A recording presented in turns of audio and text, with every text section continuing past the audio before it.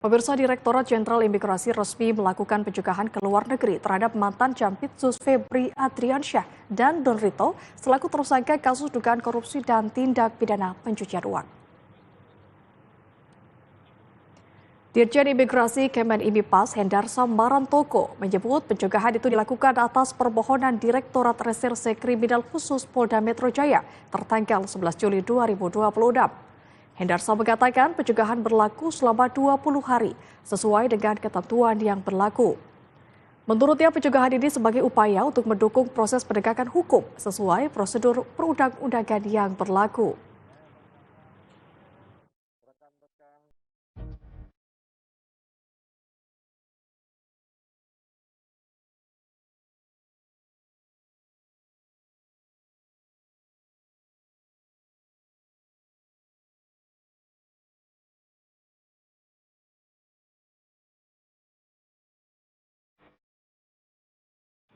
Dan pemirsa, untuk mengetahui bagaimana perkembangan terbaru dari kasus dugaan korupsi yang menjerat ex-Jampitsus Febri Adriansyah, kita telah terhubung dengan jurnalis Garuda TV Noval Gifari yang berada di Kejaksaan Agung Jakarta Selatan.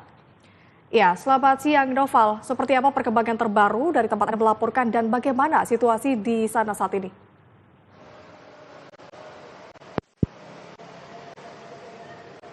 Ya, selamat siang Fani dan juga pemirsa. Update dari Kejaksaan Agung terkait kasus dugaan korupsi dan tindak pidana pencucian uang yang dimana diberitakan pada hari ini bahwa Kejaksaan Agung telah menerima pelimpahan 3 perkara dari Kortas Tipikor Polri yang dimana berisi dugaan korupsi dan tindak pidana pencucian uang. Adapun 3 perkara yang dilimpahkan itu meliputi dugaan korupsi batubara, PT Asabri dan juga PT Krakatau Steel. Sementara untuk pihak kepolisian juga telah menetapkan 2 tersangka, yakni Febri Ardiansyah yaitu mantan Jampitsus Kejagung, serta untuk dari pihak swasta yaitu ada Don Rito yang ditetapkan sebagai tersangka oleh Polri.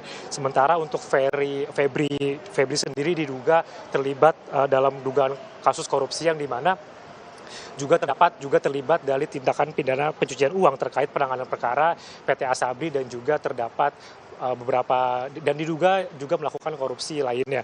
Sementara untuk Don Rito sendiri diduga melakukan tindak pidana pencucian uang dengan menggunakan uang tersebut dari hasil tindak pidana korupsi. Dan untuk Don Rito sendiri juga dikabarkan bahwa sudah ditahan di rutan Polda Metro Jaya sejak 10 Juli 2026 kemarin, Fani. Dan untuk dari pihak imigrasi, berdasarkan informasi yang saya dapat bahwa pihak imigrasi sudah mencegah atau menahan bahwa kedua tersangka yakni Febri Ardiansyah dan juga Don Rito untuk tidak berpergian ke luar negeri selama 20 hari ke depan.